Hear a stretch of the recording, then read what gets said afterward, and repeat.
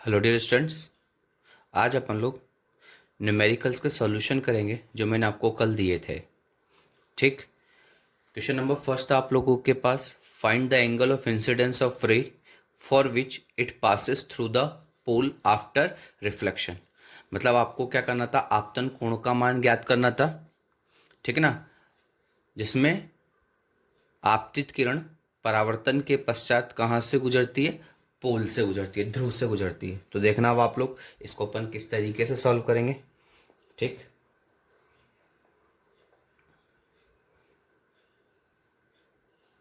इस तरीके से अपने पास एक मिरर ले लेते हैं अपन। ठीक। ठीक, ये आपका पोल हो गया इस तरीके से। ठीक, ये आप लोगों का सेंटर ऑफ कर्वेचर हो गया। आगे बात समझ में, एक रे आती है इस तरीके से।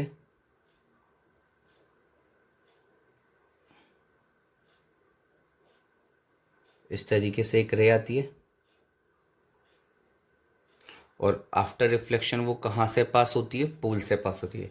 लेकिन आप सबको पता है कि जैसे ही रे रिफ्लेक्टिंग सरफेस पे जाकर इंसिडेंट होती है, गिरती है, तो वो सबसे पहले किसको ढूंढती है, नॉर्मल।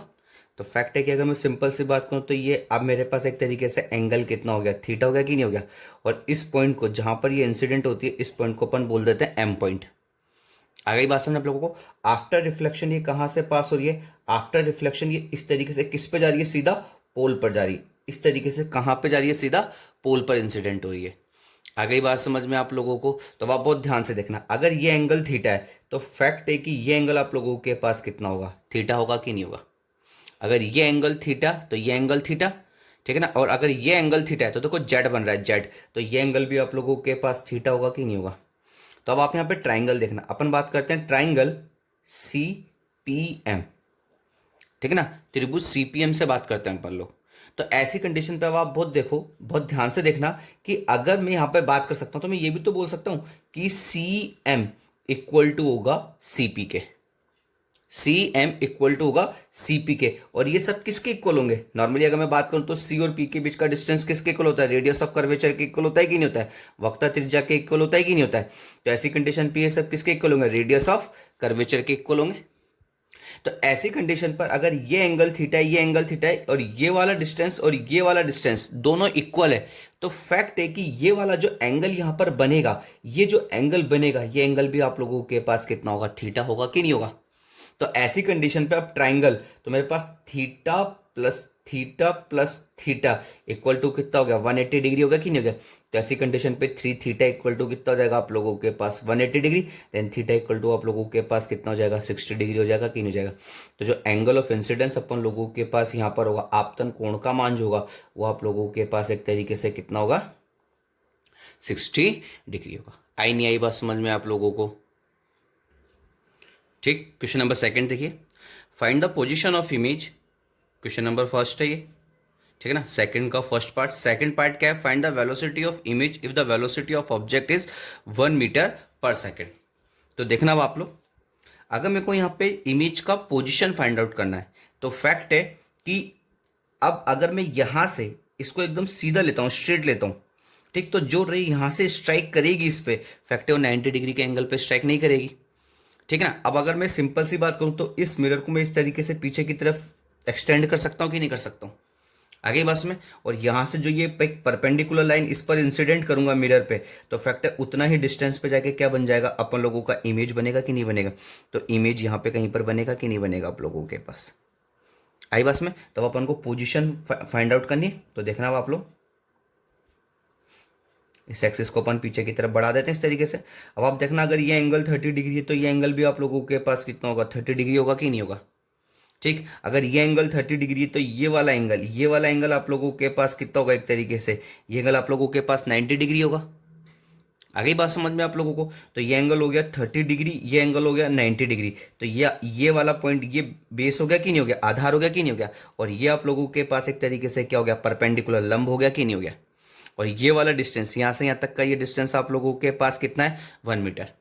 तो अगर ये एंगल 30 है, ये 90 है, तो ये वाला जो एंगल बनेगा, ये एंगल आप लोगों के पास कितना बनेगा, 60 डिग्री बनेगा कि नहीं बनेगा।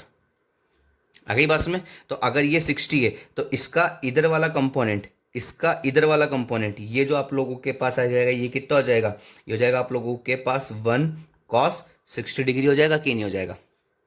आ गई बस में। तो ये वाली वैल्यू आप लोगों के पास एक तरीके से कितनी आ जाएगी, 1/2। तो ये वाली वैल्यू आप लोगों के पास कितनी आ गई, 1/2। तो फैक्ट है कि अगर ये वाली वैल्यू 1/2 है तो ये वाली वैल्यू भी आप लोगों के पास कितनी होगी, 1/2 होगी कि नहीं होगी। आ गई बस में। तो अब ये वाली वैल्यू 1/2, ये वाली वैल्यू 1/2, तो यहां से यहां तक टोटल डिस्टेंस आप लोगों के पास ओरिजिन से कितना हो गया, 1 मीटर हो गया कि नहीं हो गया। और अगर ओरिजिन से ये वाला डिस्टेंस आप लोगों के पास 1 मीटर है और ये एंगल आप लोगों के पास कितना है, 60 डिग्री है, तो फैक्ट है कि इसका इधर वाला जो ये कंपोनेंट आएगा, ठीक है ना, एस एक्सिस के अलोंग, और यहाँ पर -y एक्सिस के अलोंग जो कंपोनेंट आएंगे वो आप लोगों के पास मैं इस तरीके से लिख देता हूँ, x, y। तो x की वैल्यू आप लोगों के पास कितनी हो जाएगी, 1 cos 60 degree, comma minus, minus क्योंकि नीचे एक्सिस आ रहा है, और ये हो जाएगा 1 sin 60 डिग्री हो जाएगा कि नहीं हो जाएगा। तो ऐसी कंडीशन पे 60 की वैल्यू कितनी हो जाएगी, 1/2 माइनस, सॉरी कॉमा और माइनस, और साइन 60 की वैल्यू कितनी होती है, √3/2। तो आप लोगों के पास वैल्यू हो जाएगी 1/2 कॉमा माइनस √3/2। तो ये एक तरीके से आप लोगों के पास क्या हो गया, पोजीशन ऑफ इमेज, इमेज की स्थिति आ गई, पोजीशन ऑफ इमेज आ गया।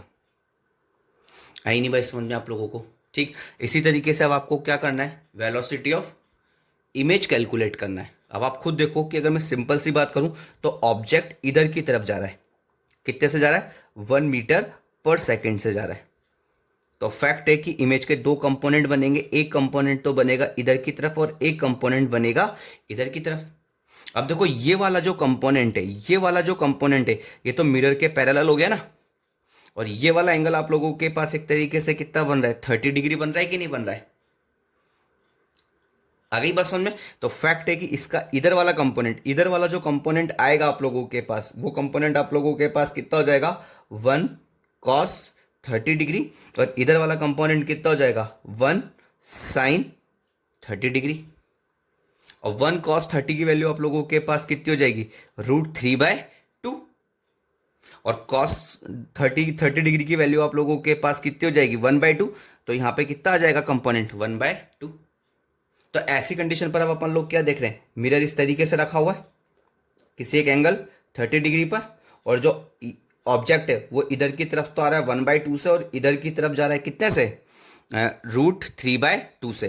तो फैक्ट है जो इमेज है, इमेज वो भी तो ऊपर की तरफ ही आ रही होगी 1/2 से, किधर की तरफ, ऊपर की तरफ। और जो इधर वाली वेलोसिटी है ये कितनी होगी आपके पास, √3/2 होगी कि नहीं होगी। आगे बस में। तो ये वाली वेलोसिटी तो हो गई आपके पास 1/2 अपोजिट डायरेक्शन में, और ये वाली वेलोसिटी सेम डायरेक्शन में होगी कि नहीं होगी। और तो ये तो हो गया आप लोगों के पास ऑब्जेक्ट के लिए, और ये वाली कंडीशन होगी आप लोगों के पास किसके लिए, इमेज के लिए। आ गई बात समझ में आप लोगों को। तो फैक्ट है कि अगर मैं सिंपल सी बात करूं तो इसका कंपोनेंट इधर की तरफ, रिजल्टेंट जो आ रहा था वो रिजल्टेंट इधर की तरफ 1 मीटर/सेकेंड आ रहा था कि नहीं आ रहा था। तो फैक्ट है इसका जो रिजल्टेंट आएगा वो रिजल्टेंट किधर की तरफ आ रहा होगा, इस तरीके से इन दोनों के बीच में कहीं पर आएगा कि नहीं आएगा। और वो रिजल्टेंट किधर की तरफ होगा, वाई एक्सिस के अलोंग होगा कि नहीं होगा, इस तरीके से। अरे बात समझे आप लोगों को। तो ये इधर की तरफ जा रहा है 1 मीटर/सेकेंड से, तो ये किधर की तरफ जा रहा होगा, 1 मीटर/सेकेंड से। फैक्ट है इन दोनों का जो भी मैं रिजल्टेंट लूंगा वो मेरे पास कितना आना है। तो फैक्ट है तो मेरे पास इमेज का वेलोसिटी इधर की तरफ आया 1/2, और इधर की तरफ मेरे पास वेलोसिटी कितना आया, √3/2। आई नहीं आई बात समझ में आप लोगों को, ठीक। देखो इसको, और अगर कोई भी डाउट हो तो मेरे से डिस्कस करो।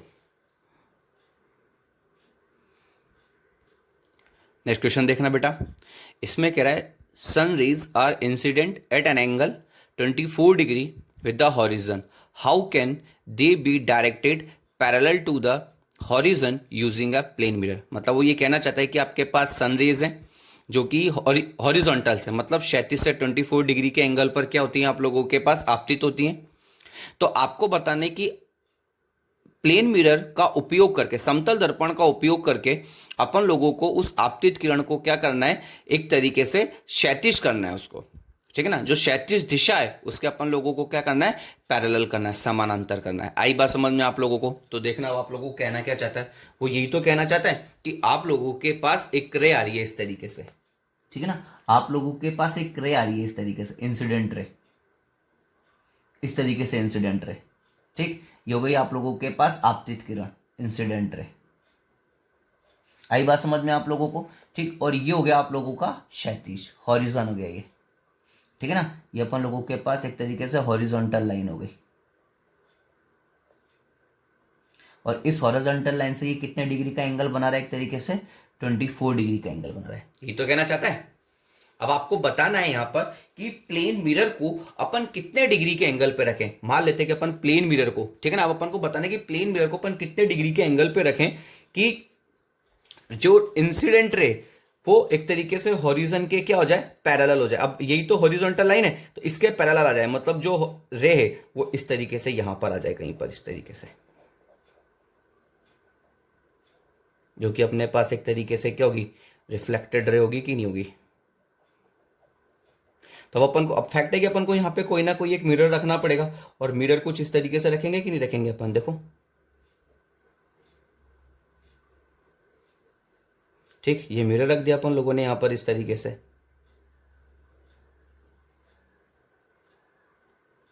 ठीक। अब मिरर अगर ऐसे रखा है तो फैक्ट है इसका नॉर्मल यहाँ पर कहीं पर इस तरीके से होगा कि नहीं होगा? नॉर्मल अभिलंब यहाँ पर होगा कि नहीं होगा? आ गई बस में। तब आप बहुत ध्यान से देखना, इसके और इसके, ठीक है ना, इसके और इसके बीच में एंगल कितना है? 24 डिग्री। अपन मान लेते हैं कि अपन ने मिरर को कितने डिग्री के एंगल पे रखा? थीटा, थीटा एंगल पे रखा, हॉरिजन से, हॉरिजॉन्टल लाइन से कितने डिग्री के एंगल पे रखा? थीटा एंगल पे रखा। तो फैक्ट है कि अगर ये एंगल थीटा है, ये एंगल थीटा है, तो ये एंगल आप लोगों के पास कितना बचेगा? ये एंगल आप लोगों के पास बचेगा 24 माइनस का थीटा। बचेगा कि नहीं बचेगा? तो ये एंगल आप लोगों के पास कितना हो गया? 24 माइनस का थीटा। अब आप देखना, नॉर्मल और प्लेन मिरर के बीच में एंगल कितना होता है? 90 डिग्री का एंगल होता है कि नहीं होता है? अब उसमें से 24 माइनस थीटा चला गया, तो ये वाला एंगल आप लोगों के पास कितना बचेगा? ये एंगल आप लोगों के पास बचेगा 66 प्लस थीटा।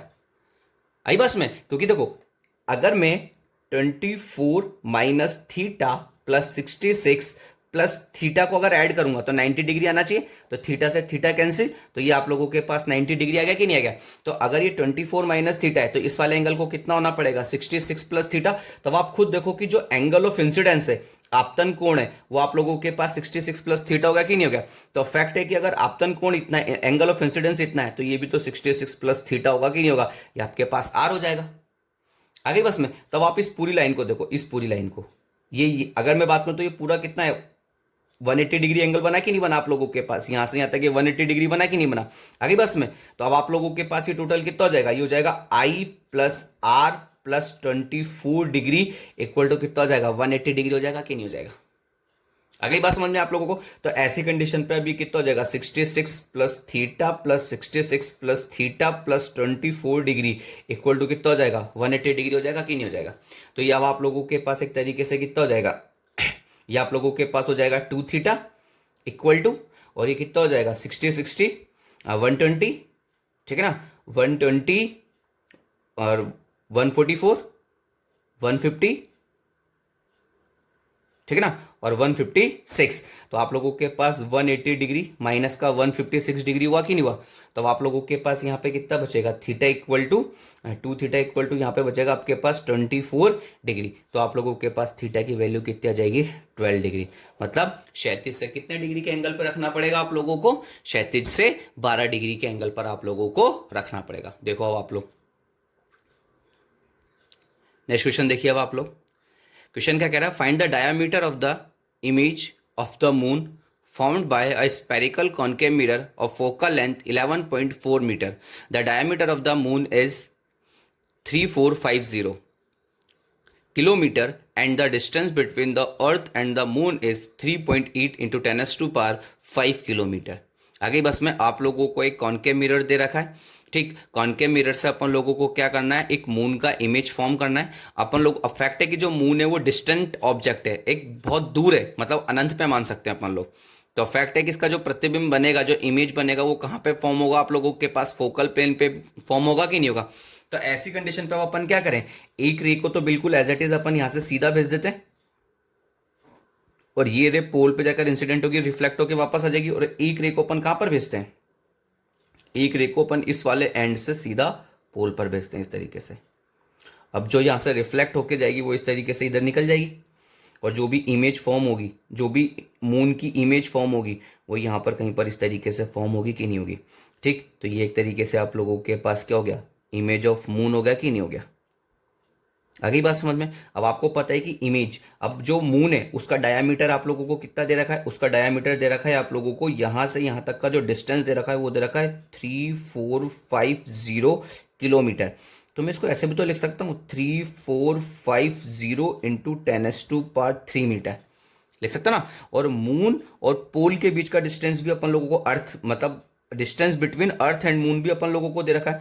तो ये वाला जो डिस्टेंस है अपने पास, ये वाला जो डिस्टेंस है, ये भी अपन लोगों को दे रखा है कितना, 3.8 × 10⁻⁵ किलोमीटर, मतलब 3.8 × 10⁻⁵, ठीक है ना, 5 है ना, तो मैं इसको 8 मीटर कर देता हूँ। आ गई बात समझ में। इसका मतलब मैंने इसको क्या करा, 3.8 × 10⁻⁵ तो ऐसे ही साथ में 10⁻³ और लिख दिया, तो ये मीटर में कन्वर्ट हो जाएगा कि नहीं हो जाएगा आपके पास। आ गई बात में। और अपन को यहां से यहां तक ये जो फोकल लेंथ दे रखी है, इसकी फोकस दूरी दे रखी है, वो फोकस दूरी अपन लोगों को कितनी दे रखी है, वो फोकस दूरी अपन लोगों को दे रखी है 11.4 मीटर। आ गई बस में। तो अपन को फाइंड आउट करना है क्या, HI, एक तरीके से। आ गई बस में। और ये एक तरीके से क्या हो जाएगा आप लोगों के पास, डायमीटर हो जाएगा किसका, इमेज का, मून की इमेज का। अब आप बहुत ध्यान से देखना, अब आपके पास यहाँ पे दो ट्राइंगल बन रहे हैं, एक ट्राइंगल तो ये बन रहा है, बहुत ध्यान से देखना, आपके पास दो ट्राइंगल बन रहे हैं इस तरीके से, इस तरीके से दो ट्राइंगल बन रहे हैं। अब आप देखो ये एंगल 90 डिग्री, तो ये एंगल 90 डिग्री। अगर ये एंगल आप लोगों के पास अल्फा है, तो ये वाला एंगल भी आप लोगों के पास अल्फा होगा कि नहीं होगा। तो ये दोनों ट्राइंगल एक तरीके से सिमिलर ट्राइंगल हो गए कि नहीं हो गए। और अगर ये दोनों सिमिलर ट्राइंगल हो गए, तो इनकी खड़ी भुजाओं का अनुपात इनकी लेटी भुजाओं के अनुपात के बराबर होगा कि नहीं होगा। मतलब इनकी जो वर्टिकल साइड का रेशो है वो हॉरिजॉन्टल साइड के रेशो के इक्वल होगा कि नहीं होगा। तो फैक्ट है। अब इसकी देखो, अब अपन को HI कैलकुलेट करना है, तो अपन छोटे से लेते हैं, तो ये कितना हो जाएगा HI। तो ये तो इसकी खड़ी भुजा हो गई, वर्टिकल लाइन हो गई, तो इसकी वर्टिकल लाइन कौन सी होगी, ये होगी कि नहीं होगी। तो ये आप लोगों के पास कितना हो जाएगा, 3450 × 10⁻³ इक्वल टू, अब इसका हॉरिजॉन्टल और इसका हॉरिजॉन्टल का रेशो ले लेंगे, तो कितना हो जाएगा 11.4 अपॉन में यहाँ पर कितना हो जाएगा 3.8 × 10⁻⁵, ठीक है ना। और यहाँ पर कितना हो जाएगा आप लोगों के पास 3.8 × 10⁻⁵ इंटू 10⁻⁵ आप लोगों के पास यहाँ पे कितना हो जाएगा 3। अब देखो 10⁻3 से 10⁻3 कैंसिल हो गया कि नहीं हो गया। ठीक, तो आप लोगों के पास HI इक्वल टू आ जाएगा 11.4 × 3450 अपॉन में 3.8 × 10⁻⁵। इस वाले पॉइंट से इस वाले पॉइंट और एक जीरो से एक जीरो यहाँ पे कैंसिल कर देते, तो ये कितना हो जाएगा 114 × 345 अपॉन में कितना हो जाएगा 38 × 10⁻⁴। ठीक है। अब आप इसको सॉल्व करना और सॉल्व करके बताना कि इसका आंसर कितना रहा है। इसका आंसर जो आप लोगों के पास आएगा अप्रोक्सीमेटली, जो आंसर अपन लोगों के पास आएगा इसका, वो आएगा आप लोगों के पास 0.1035 मीटर। आप लोगों के पास किसकी वैल्यू आ जाएगी, HI की वैल्यू आ जाएगी। आई बात समझ में आप लोगों को।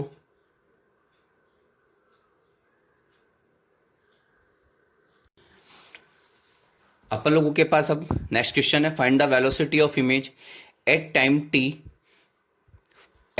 t 5 second if initial velocity of object is 0। अपने पास एक ऑब्जेक्ट है जिसका इनिशियल प्रारंभिक वेग कितना है आप लोगों के पास 0 है। ठीक, और उसका एक्सेलरेशन अपन लोगों को दे रखा है, एक्सेलरेशन कितना दे रखा है 5 मीटर पर सेकंड स्क्वायर। और इस तरीके से दे रखा है अपन लोगों ने कि ये एंगल कितना बन रहा है, एक तरीके से हॉरिजॉन्टल से क्षैतिज से 30 डिग्री का एंगल बन रहा है। तो 5 सेकंड के बाद अपन लोगों को क्या करना है, इसका जो इमेज बनेगा उसका वेलोसिटी अपन लोगों को क्या करना है, कैलकुलेट करना है, ज्ञात करना है। तो देखना अब आप लोग, अगर मैं सिंपल सी बात करूं तो फैक्ट है प्रारंभिक वेग 0 है, अपन लोगों ने एक्सेलरेशन इस डायरेक्शन में दिया, तो फैक्ट है इसका जो वेलोसिटी आएगा वो भी तो इसी डायरेक्शन में कहीं ना कहीं आएगा कि नहीं आएगा। तो आफ्टर 5 सेकंड इसका वेलोसिटी कितना हो जाएगा, तो आपके पास ए गिवन है 5 metre per second square, you given है 0 और टी गिवन है आप लोगों के पास 5 सेकंड। तो आपको वी कैलकुलेट करना है। तो वी इक्वल टू आप लोगों के पास कितना होता है u प्लस 80। अब u तो आप लोगों के पास कितना है 0, तो ये वैल्यू कितनी हो जाएगी 5 × 5, तो ये हो जाएगा आप लोगों के पास 25 मीटर पर सेकंड। तो फैक्ट है आफ्टर 5 सेकंड इसकी जो वेलोसिटी होगी ठीक है ना। आफ्टर 5 सेकेंड इसकी जो वेलोसिटी होगी फैक्ट है वो इस तरीके से इस डायरेक्शन में होगी, और वो वेलोसिटी होगी आप लोगों के पास 25 मीटर पर सेकंड होगी। आगे बस में, और एंगल अभी भी कितना बन रहा होगा आप लोगों के पास 30 डिग्री। तो इसके दो कंपोनेंट बनेंगे कि नहीं बनेंगे, एक कंपोनेंट बनेगा इधर और एक कंपोनेंट बनेगा इधर।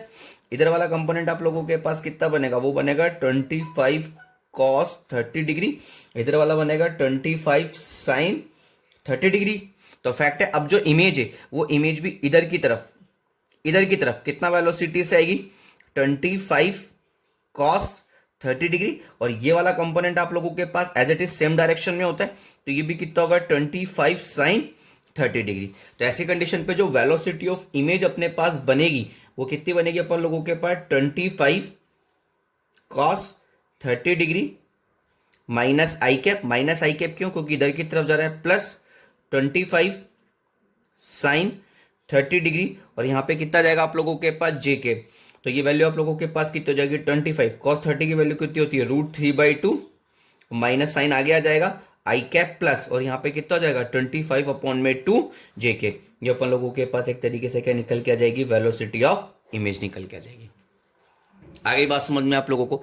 तो इस तरीके से अपन यहां पर क्या करते हैं, वेलोसिटी ऑफ इमेज पर बात करते हैं। नेक्स्ट क्वेश्चन देखिए, find the velocity of image if velocity of object is I cap plus 2 J cap minus K cap and velocity of mirror is 2 I cap minus 2 J cap plus 2 K cap। मतलब आप लोगों को mirror दे रखा है ये,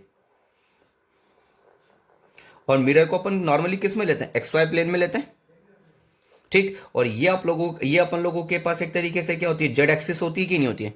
अब जो object का वेलोसिटी अपन लोगों को गिवन है, वेलोसिटी ऑफ ऑब्जेक्ट कितना दे रखा है आप लोगों को, आई कैप प्लस 2 जी कैप माइनस के कैप। अब आपको पता है कि ये वाली डायरेक्शन जो होती है वो पॉजिटिव होता है। और आपको पता है कि जो यहां पर इमेज बनेगा अपन लोगों के पास, यहां पे जो भी इमेज बनेगा उसका आई कैप प्लस 2 जे कैप वाला कंपोनेंट तो वैसा का वैसा ही देगा। अभी जरा माइनस के कैप इधर की तरफ हुआ कि नहीं हुआ, के कैप। तो फैक्ट है अगर ऑब्जेक्ट इधर की तरफ जा रहा होगा तो इमेज किधर की तरफ चल के आ रहा होगा, इधर की तरफ चल के आ रहा होगा कि नहीं आ रहा होगा। तो यहां पर आप लोगों के पास कितना हो जाएगा, प्लस के। आ गई बात समझ में। इसी तरीके से अगर मैं बात करता हूं किसके लिए, वेलोसिटी ऑफ मिरर के लिए बात करूंगा, तो ये कितना हो जाएगा 2 आई कैप माइनस का 3 जे कैप प्लस 2 के कैप। अब आप देखो ये वाला कंपोनेंट से तो कोई फर्क ही नहीं पड़ता, मिरर चाहे ऊपर मूव करे चाहे नीचे मूव करे, मिरर से इमेज को कोई फर्क नहीं पड़ता है। अगर ऑब्जेक्ट रेस्ट पर है तो इमेज भी किस पे रहेगा, रेस्ट पे रहेगा। अगर मिरर मूव कर रहा है तो कोई फर्क नहीं पड़ता उससे। लेकिन अब आपके पास ये 2 के कैप, इट मींस मिरर इधर की तरफ जा रहा है 2 के कैप से। तो फैक्ट है कि जिस डायरेक्शन में मिरर मूव करता है इमेज भी उसी डायरेक्शन में डबल वेलोसिटी से मूव करती है। तो इमेज का इधर वाली डायरेक्शन में कितना हो जाएगा, 4 के कैप हो जाएगा कि नहीं हो जाएगा। तो वेलोसिटी ऑफ इमेज कितना हो जाएगा आप लोगों के पास, वेलोसिटी ऑफ इमेज हो जाएगा आई कैप प्लस 2 जे कैप, और ये के कैप इधर ही है प्लस के कैप, और ये 4 के कैप भी इधर की तरफ ही है। तो ऐसी कंडीशन पर टोटल कितना हो जाएगा, 5 के कैप हो जाएगा। आ गई बात में। और अगर मैं इसका मैग्नीट्यूड कैलकुलेट करूंगा तो इसका मैग्नीट्यूड आप लोगों के पास परिमाण कितना जाएगा, रूट में 1 + 4 + 25। तो ये रूट में आप लोगों के पास कितना जाएगा, √30 मीटर पर सेकंड आ जाएगा। आई नहीं आई बात समझ में आप लोगों को, ठीक है ना। कितना जाएगा आप लोगों के पास, √30 मीटर पर सेकंड आ जाएगा। आ गई बात समझ में। नेक्स्ट क्वेश्चन देखना अब आप लोग, how many images will be formed. अपन लोगों के पास एक ऑब्जेक्ट है जो कि ऑरिजन पर है। कहां पर है, ऑरिजन पर है। और यहां पे इस तरीके से 3 मिरर रखे हुए हैं, ठीक। एक मिरर तो रखा हुआ है 20 से 22 तक, एक मिरर रखा हुआ है 23 से 24 तक, और एक मिरर रखा हुआ है 25 से 26 तक। इस तरीके से टोटल 3 मिरर रखे हुए हैं अपन लोगों के पास। आई बस में। तो अब आपको बताना है कि यहां पे कितनी नंबर ऑफ इमेजेस फॉर्म होगी। तो इसका जो आंसर आएगा, इसका आंसर आएगा आप लोगों के पास 1। आ रही बात समझ में। अब क्यों आएगा वो बहुत ध्यान से देखना। अब आपको पता है कि इसके और इसके बीच में डिस्टेंस कितना है, ये यहां से यहां तक टोटल 2 एक ही नहीं है। तो फैक्ट है इमेज भी 2 पर बनेगी कि नहीं बनेगी जाके, तो इमेज यहां पर कहीं पर बनेगी, और वो उसका जो कोऑर्डिनेट होगा, क्योंकि इमेज हमेशा बिल्कुल सामने बनेगी, तो उसका जो कोऑर्डिनेट होगा वो होगा 4,0। अब अपन बात करते हैं फर्स्ट मिरर के लिए। फर्स्ट मिरर के लिए तो इसमें तो एक रे को तो आप क्या करो, सीधा भेज दो तो टकरा के वापस आ जाएगी, और एक रे को आप क्या करो, किसी एक एंगल इस तरीके से थीटा इसके दूसरे एंड पर भेजते हैं अपन, बिल्कुल इस तरीके से, क्योंकि इसके बाद तो कोई ऑप्शन ही नहीं बचेगा। तो ये इस तरीके से जाएगी और रिफ्लेक्ट होकर किधर निकल जाएगी, इधर निकल जाएगी कि नहीं निकल जाएगी, इधर इस तरीके से रिफ्लेक्ट होकर इधर निकल जाएगी। तो अगर मैं इसको पीछे बढ़ाऊंगा तो ये यहाँ पे कहीं पे जाके इस तरीके से मिलेगी कि नहीं मिलेगी, आ गई बस में। तो यहां पर इसकी वजह से जो इमेज बनेगी वो यहां पे कहीं पर बन जाएगी मिरर फर्स्ट की वजह से, आ गई बात समझ में। ठीक, अब देखना मिरर टू की वजह से बात करते हैं। तो मिरर टू की अगर मैं बात करूं तो मिरर टू तो यहां पर है ना, तो अगर मैं इसको पीछे एक्सटेंड नीचे एक्सटेंड करूंगा तो वो इस तरीके से यहां पे कहीं पर एक्सटेंड होगा कि नहीं होगा, बढ़ेगा कि नहीं बढ़ेगा। और कितना डिस्टेंस पर है ऑब्जेक्ट उससे, वही 20 डिस्टेंस पर है। तो फैक्ट है इमेज बिल्कुल 40 पर बनेगी कि नहीं बनेगी। तो अब जो रे यहां से पास होगी इस तरीके से, देखना एक रे इधर डाल दो और एक रे इधर डाल दो, तो आफ्टर रिफ्लेक्शन क्या होगा, परावर्तन के पश्चात ये इधर निकल जाएगी और ये परावर्तन के पश्चात इधर निकल जाएगी। फैक्ट है अब इन दोनों की वजह से भी इमेज एग्जैक्ट यहां पर बनी कि नहीं बनी। तो फैक्ट है कि अगर मैं इसकी वजह से इस पे रे डालता हूं, इस पर इस तरीके से रे इंसिडेंट करवाता हूं ये, तो फैक्ट है अब ये इधर से मैं बात करूंगा तो ये रिफ्लेक्ट होकर इस तरीके से जाएगी कि ये इधर निकल जाएगी और ये इधर निकल जाएगी। तो इन तीनों की वजह से जो इमेज बनेगी वो एक ही पॉइंट पर बन रही है। तो फैक्ट है यहां पे नंबर ऑफ इमेजेस आप लोगों को कितनी बनेगी, आप लोगों के लिए 1, क्योंकि 3 वैसे तो 3 बन रही है लेकिन वो सब एक दूसरे के ऊपर क्या है, ओवरलैप्ड है। तो अपन लोगों को जो इमेज दिखेगी वो यहां पर कितनी दिखेगी, एक तरीके से 1 दिखेगी, क्योंकि हर एक मिरर अपने लेवल पर अपनी खुद की एक क्या बनाएगा, इमेज बनाएगा। आ गई बात समझ में आप लोगों को। एज इट इज इसी तरीके से नेक्स्ट क्वेश्चन जो है बहुत इजी क्वेश्चन है, देखना आप लोग, आप लोगों को दे रखा है कि एक ऑब्जेक्ट है, या आप लोगों के पास एक ऑब्जेक्ट है जो कि नॉर्मली क्या कर रहा है, 1 मीटर पर सेकेंड से एक सर्कुलर पाथ में, ठीक है ना, 1 मीटर प्रति सेकंड के वेग से एक वृत्तीय पथ में गति कर रहा है, जिसकी त्रिज्या है आप लोगों के पास 2 मीटर। आ गई बात समझ में आप लोगों को। तो आपको नॉर्मली 1 सेकंड पर, 1 सेकंड पर क्या करना है, इमेज की वेलोसिटी कैलकुलेट करनी है। तो फैक्ट है 1 सेकंड के बाद जो इमेज है, मान लेते हैं कि थीटा एंगल पर यहां पर कहीं पर सॉरी ऑब्जेक्ट यहां पर कहीं पर आ जाएगा कि नहीं आ जाएगा।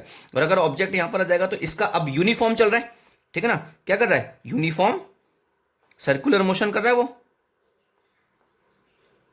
तो यूनिफॉर्म सर्कुलर मोशन की अगर अपन बात करेंगे तो फैक्ट है अभी भी इसकी वेलोसिटी यहां पर 1 मीटर पर सेकंड होगी कि नहीं होगी।